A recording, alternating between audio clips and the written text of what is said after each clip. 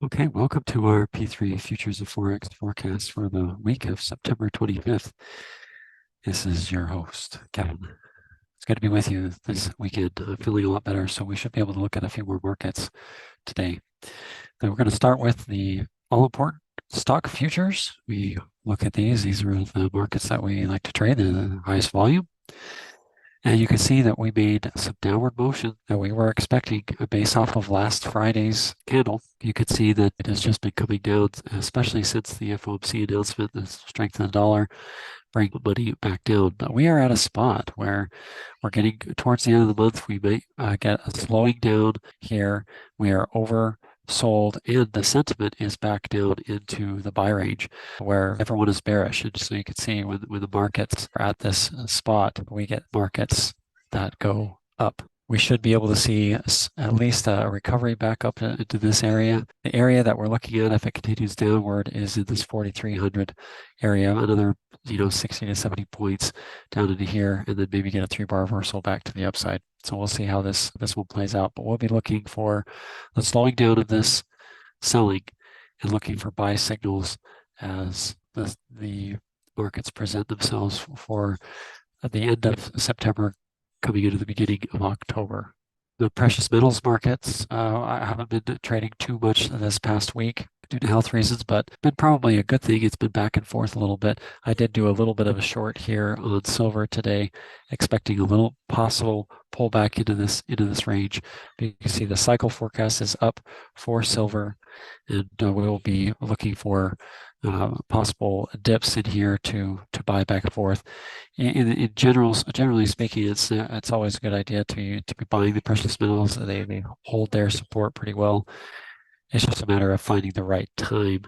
If we get in long at this spot, it comes back down into here. That's a pretty big trade.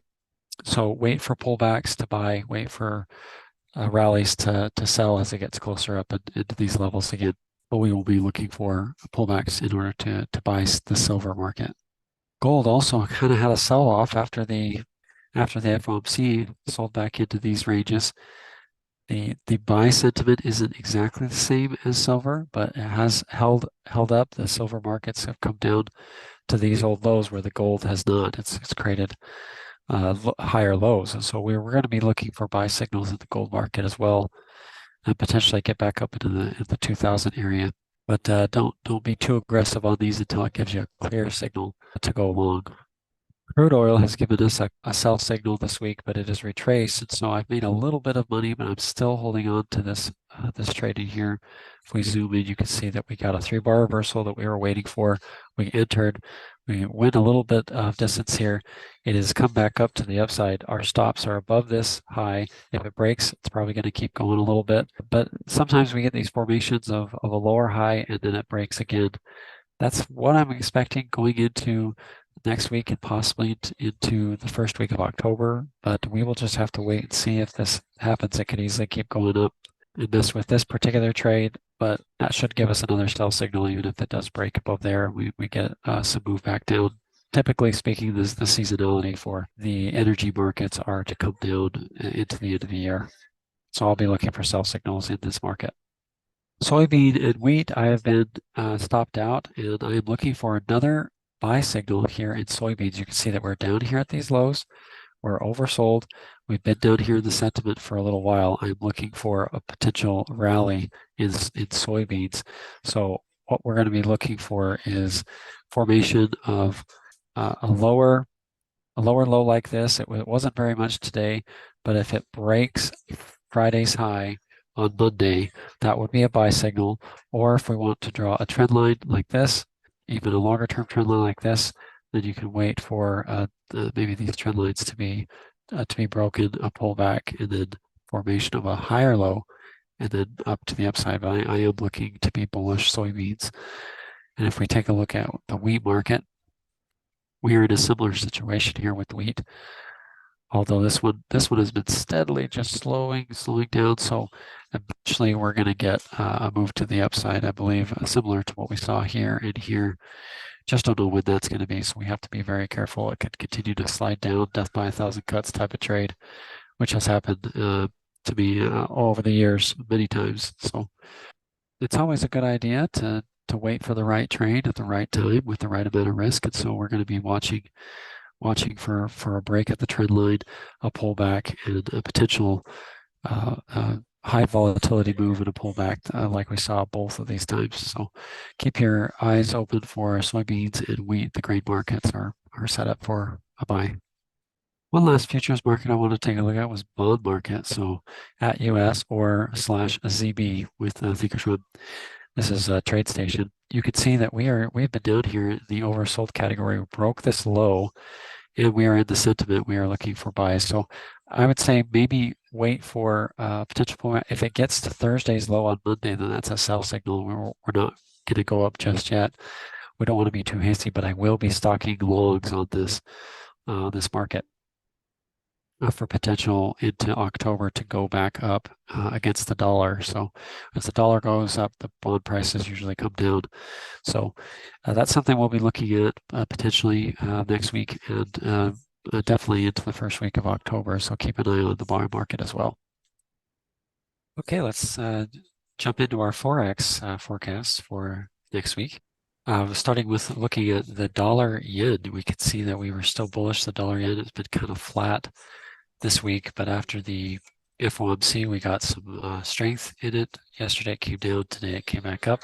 We're in a resistance zone, so if next week it continues to break here at toward the end of the month to go bullish, I would say that the area that we're going to be looking at is the 149.88 area to be starting to look at sells.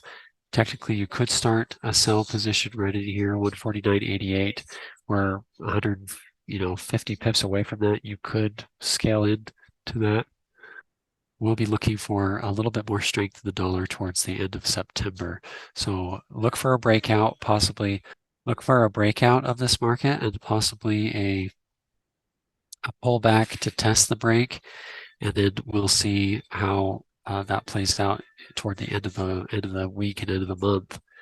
But we'll be looking for buy signals next week, and then getting into October, we'll be looking for potential sells, depending on the strength of this, and then also depending on what Bank of Japan comes out with, trying to manipulate their currency and bring these prices back down.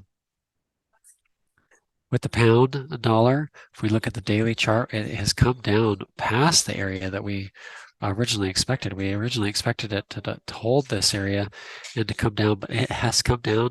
It tested back, broke out yesterday, tested back, but it has come back down today. So very bearish. We are going to be looking for buy signals, like I said, against the dollar, closer towards the end of the month into the beginning of October. So next week, possibly an extension lower. Let's see if we have a level down here, possibly to the 121.10 level, right in here potentially, for it to continue down into next week, and then a potential buy signal off of that into the month of October. I'm going to be looking for buy signals on the pound. The euro is in a similar situation, but it is a little bit stronger than the pound right now. It's been holding these lows. You can see it is in this green area that we may be staying in for the next couple of days, maybe the next week. And again, we'll be looking for buy signals to go up. But for now, stock the shorts toward the end of the month, and then be careful. It could happen anytime. The euro yen is similar to the dollar yen, but you can see that the euro yen has less strength. It is weaker than the other. So it is in this verified sell zone right in here.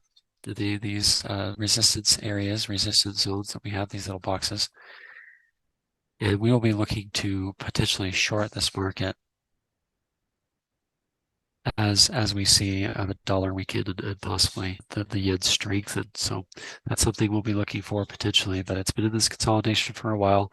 We'll wait for it to maybe come up, create a 3-bar reversal, and then we'll look for short signals. Pound yen is in a similar situation, but again, the euro has been stronger than the pound. You can see that the pound yen is actually in a place for a potential buy. So when we're going to be looking for pound dollar buys, we could also be looking for pound yen buys, depending on how the Bank of Japan reacts. If they still haven't done anything, this could be a good buy signal, but I don't think it's going to happen for maybe another week or so, maybe until we get down a little bit lower. This is a really big area because of this candle over here. So Don't be too hasty on the buys just yet.